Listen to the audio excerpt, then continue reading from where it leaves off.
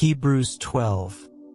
Therefore, since we are surrounded by so great a cloud of witnesses, let us also lay aside every weight, and sin which clings so closely, and let us run with perseverance the race that is set before us, looking to Jesus, the founder and perfecter of our faith, who for the joy that was set before him endured the cross, despising the shame, and is seated at the right hand of the throne of God. Consider him who endured such opposition from sinners against himself, so that you may not grow weary or lose heart. In your struggle against sin you have not yet resisted to the point of shedding your blood, and you have forgotten the exhortation that addresses you as sons. My son, do not regard lightly the discipline of the Lord, or lose heart when you are rebuked by him. For the Lord disciplines the one he loves, and chastises every son whom he receives. It is for discipline that you have to endure. God is treating you as sons.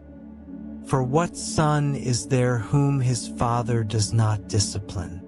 If you are left without discipline, in which all have participated, then you are illegitimate children and not sons. Moreover, we have all had human fathers who disciplined us, and we respected them. Shall we not much more be subject to the Father of spirits and live?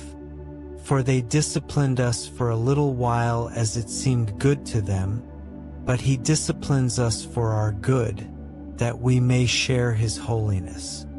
For the moment all discipline seems painful rather than pleasant, but later it yields the peaceful fruit of righteousness to those who have been trained by it. Therefore lift your drooping hands and strengthen your weak knees, and make straight paths for your feet, so that what is lame may not be put out of joint, but rather be healed. Strive for peace with everyone, and for the holiness without which no one will see the Lord. See to it that no one fails to obtain the grace of God, that no bitter root grows up to cause trouble and defile many, that no one is sexually immoral or godless like Esau, who for a single meal sold his birthright. For you know that afterward, when he desired to inherit the blessing, he was rejected, for he found no opportunity to repent, though he sought it with tears. For you have not come to something that can be touched, a blazing fire and darkness and gloom, and a tempest, and the sound of a trumpet, and a voice whose words made the hearers beg that no further message be spoken to them, for they could not endure the order that was given. If even a beast touches the mountain, it shall be stoned. And so terrible was the sight that Moses said, I am exceedingly afraid and trembling.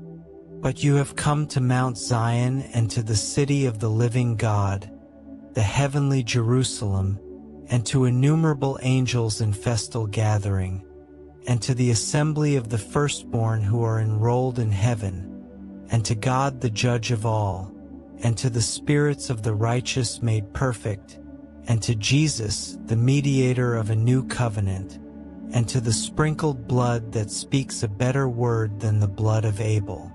See that you do not refuse him who is speaking.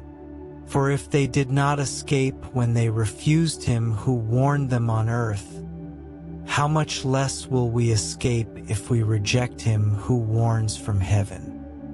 His voice then shook the earth, but now he has promised, Yet once more I will shake not only the earth but also the heavens. This phrase, yet once more, indicates the removal of things that are shaken, that is, things that have been made, so that what is unshaken may remain. Therefore, since we are receiving a kingdom that cannot be shaken, let us hold fast to grace, by which we may offer acceptable worship to God with reverence and awe. For our God is a consuming fire.